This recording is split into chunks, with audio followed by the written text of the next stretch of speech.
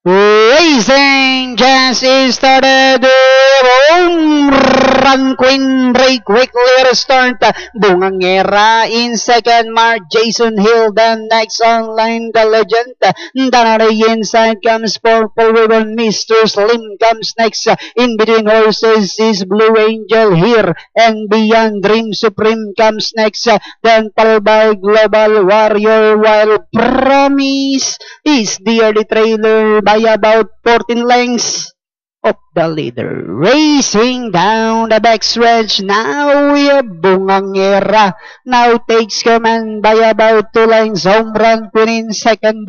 Mark Jason Hill is Arias. In between horses, the legend Purple Ribbon is Darren Pip. And in 6 comes Blue Angel. 7, Mr. Slim. Here and Beyond comes next. Then followed by Promise.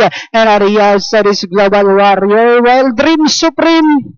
Now racing in 11th, and Diana entering the home stretch. Bungangera, Mark Jason in Purple Ribbon, now trying to get closer into last day. Swing for home.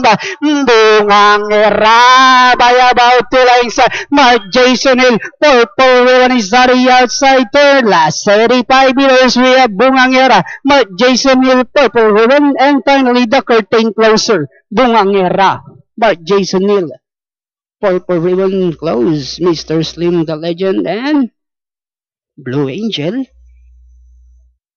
Okay, bayang karirista, para po dito sa inyong final race, ang ating pong unofficial leader, yung nabandera nga po at nalyamadong numero 3, Bungangera with Renz Ubaldo, at ang masasegundo dyan yung 9 horse Mark Jason Hill. Ating muna po balikan ang replay for your final race.